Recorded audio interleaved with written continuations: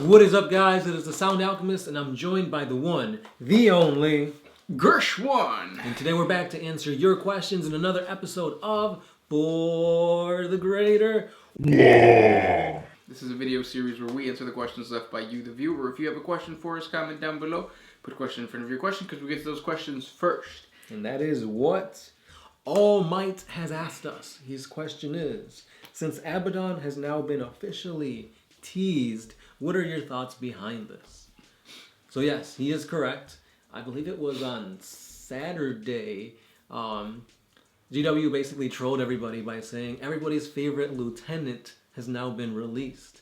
And then they were showing glimpses of like the new model for Abaddon. Like they were like showcasing his feet, his shoulder, the claw. And yeah, it's 100% confirmed that Abaddon is coming to 40K. As a Primaris. Right? Because that's the armor. That's what the armor looks like. I doubt it. I think it's just going to be just a new model. But I was right. Like a month or two ago, I told you guys that they were releasing a lot of Black Legion stuff. You got the Ultramarines fighting, and like it was very reminiscent to what they did with the Triumvirate when they released Gilliman and Cypher, and then the guy from the Grey Knights, because they released the Harkin World Claimer, and then they showcased the model that's going to be released in the new set. I don't think he has a name. He's just like a sorcerer, chaos sorcerer. So I'm like, oh, well, they released two. And they also released Calgar. So boom, they have to release Abaddon. And there he is. Abaddon, the Despoiler, is coming.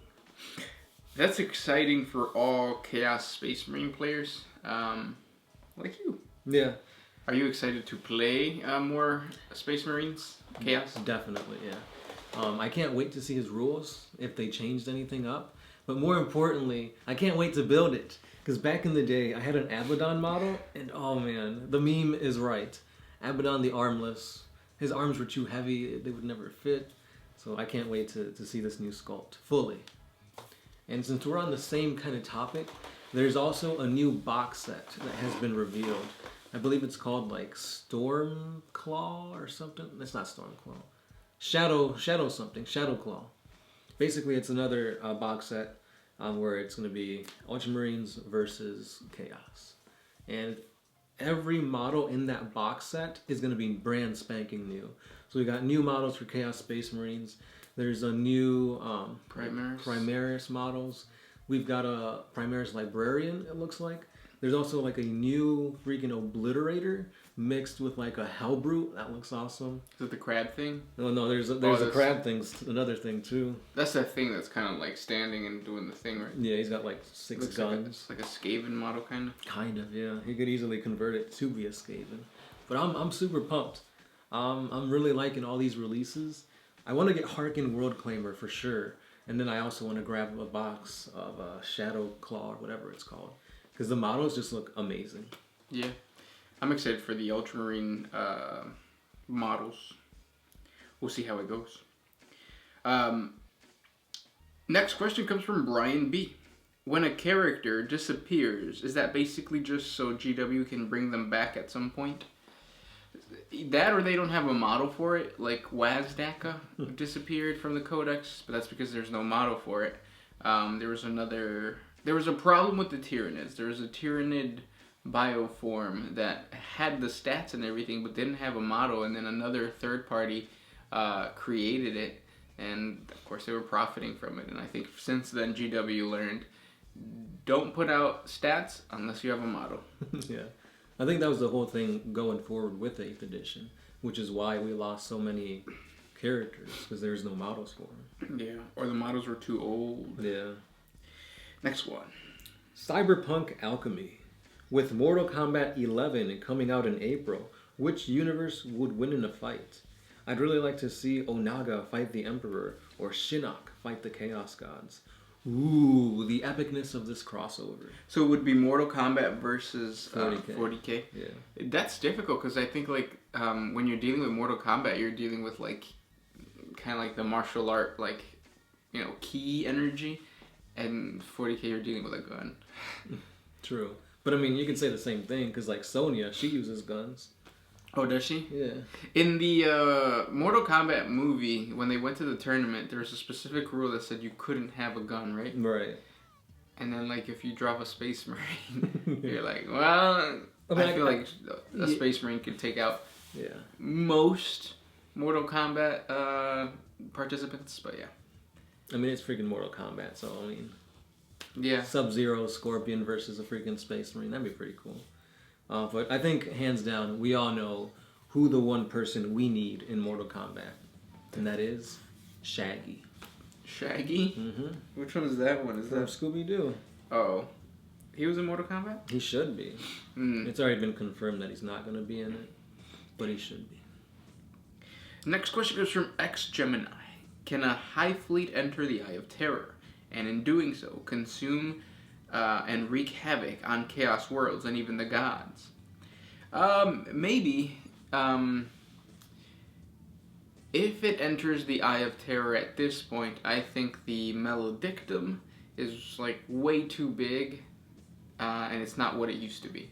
So the portals to the warp you would have to have multiple Hive fleets to actually seal it up, and whether it's going to seal it up, I'm not sure, because it's kind of like a cloudiness through the warp. It's not really like closing up the warp. Right. So like if a planet gets attacked by the Hive fleet, the reason that reinforcements don't get there is because of the danger of like actually coming up some other place or being destroyed in the warp, because astropaths can't see. That doesn't mean that they can't arrive, right?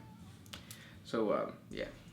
And then we've talked about how the Imperium has tried to use Tyranids as a weapon, and it doesn't work out. Right. Next. Well, it does, but it just makes things worse. Right. Yeah. Brandon Chu, what is the Necron's ultimate goal besides conquering the galaxy? Do they have any real ambitions for the future, or are they just going through the motions? Currently, each dynasty kind of is on their own, and they're trying to like build up their own dynasties again. Yeah. But I think the overall encroaching goal, besides just conquering the galaxy and being the top dogs once again, is gaining their bodies back, gaining their own individual selves, their souls that they lost from the Catan. Yep. But at the same time, I think that wouldn't benefit the dynasty lords, because it's like, now they're not just, mindless slaves. Now they've all got ambitions, goals. And now the lords have an expiration date. Yeah. Next question comes from Nader Potater. What is better in 40k? A Bloodthirster or a Khorne Lord of Skulls? You're the Khorne player. I only played Khorne once. So I guess by default, that makes it me the Khorne player. I haven't used either, actually. But I mean, lore-wise, a Bloodthirster is a greater demon of Khorne. They're basically Khorne's rage incarnate, while the Lord of Skulls is a demon engine. It's basically a demon possessing a machine. So they do have their strengths and weaknesses, but because one's bound to the machine, I gotta give it to the Bloodthirster. Fair enough. Next one. This one is by, that's a suggestion. Let's go to I'll Be Damned. Could Tyranids eat the Blood Prince's planet, the one that Tuska Demon Killer died on? On that front, what happens to the physical body of a demon when it dies? So to answer your second question, because that's an easy one, when a demon dies, their essence gets materialized back into the immaterium. So it's like the energy created to make that demon goes back into the warp, back to Khorne. Right, because every demon is a piece of Khorne. Right. Well, Khorne demon, right? Yeah. Obviously, every Nurgle demon is a piece of Nurgle. Right. Yeah. And they can still consume the blood because the blood is real. It's not warp blood. The blood that flows through those planets are actual like sacrificial type of thing. Mm-hmm. So can the Tyranids feed off of it? Yeah, I mean it's biological. They feed off the orcs. I mean, there is a Hive fleet that specifically targets like demons and chaos and stuff. Yeah. Next question comes from Firefly Gaming. I was listening to one of your previous Q&As about the Emperor. what if he resurrected and dealt with the imperial cult? As he doesn't want to be seen as a god. Oh, because he doesn't want to be seen as a god. And obviously, the hatred that he has for religion. If the imperial cult was to gather an army to fight back, would this mean that the Sisters of Battle would fight against the Emperor, the Astartes as they are, and the Astartes as they are the holy maidens and protectors of the faith? I think first and foremost they will protect the Emperor. Yeah, they've been doing it forever, since their inception. The reason that this that the Sisters of Battle were able to break away from Goj Vandire during the Reign of Blood, Goj Vandire was a person that created the Sisters of Battle, and he was basically using them as his own military force. And I mean, it's all women, so, but she ended up talking to the Emperor face to face, came out, and was like, yeah, we have to get rid of Goj Vandire, and she assassinated him. So that just goes to show you, Emperor above whatever ecclesiarchal High lords, yeah. Yeah. Emperor number 1. Next question comes from David T. How many apothecaries does a codex chapter have? Some fluff makes it clear that there is one apothecary per company, but other fluff clearly implies that multiple apothecaries accompany battle companies to tend to the wounded and gather gene seed. Also, there is no way 10 apothecaries could perform all the gene testing, tending to the injured, and all the other duties they have, but they would never allow servitors or human serfs to perform most of those actions. That's not true, though. Your second part, the servitors do perform a lot of these tasks. Yeah. You can see it in the art. There's an Imperial Fist battle scene where there's like 4 different servitors and they're tending to the wounded, while an apothecary takes the gene seed out of a fallen Imperial guardsman. I mean, Imperial Fists guy. But yeah, I mean, I do feel like apothecaries are really underappreciated for everything they do. They go into like these battle zones where like there's 0 chances of survivability just for the future of the chapter. If that's not saying a lot, that's crazy. Like, yeah, get on the level of an apothecary. Yeah, but and then as far as like the Ultramarines, which is the poster boys, they do have 1 apothecary per company. Yeah, I believe so. Yeah. Yeah. But then that changes depending on what chapter. Yeah. So if you want a chapter where there's like more apothecaries than there are battle brothers, sure. Next one. Oh, this one's by Dfool06. Was the Emperor right about the dangers of using artificial intelligence? Do you guys think that we shouldn't use AI in the real world? I Am Legend and iRobot is a thing. Will Smith. That's all I'm going to say. But no, the Emperor was right and wrong in some instances. AI is super beneficial to a lot of tasks that people use and need and require. Because you could now use the manual power that was going to be dedicated to this towards something else. So AI is good, but again, if you gain sentience to the level of rebellion, which I think will always happen, because whenever somebody tries to enslave somebody else, there's always going to be conflict, even if it's artificial intelligence. I don't know. It's hard. I mean, the Tau are using it, but it's not like the AI for the Tau isn't to the level of what AI was to the Imperium back then. So, I don't know. Yeah, I agree that they should keep it away just because it is just another way that chaos can seep in and like corrupt.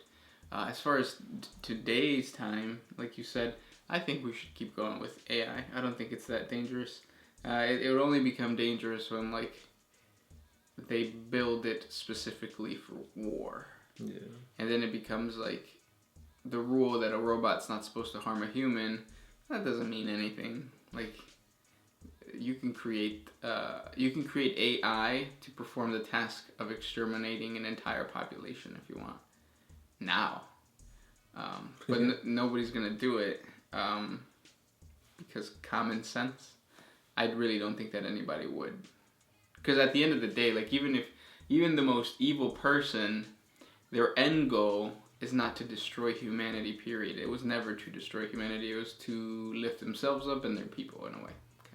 Right? Yeah, like whenever you see those supervillains are like, I want to destroy the world.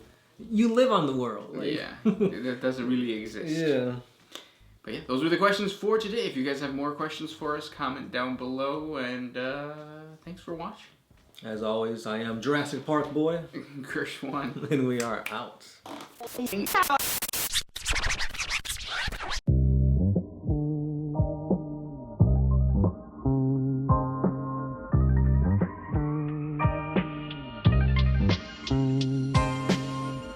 Always used to put my freedom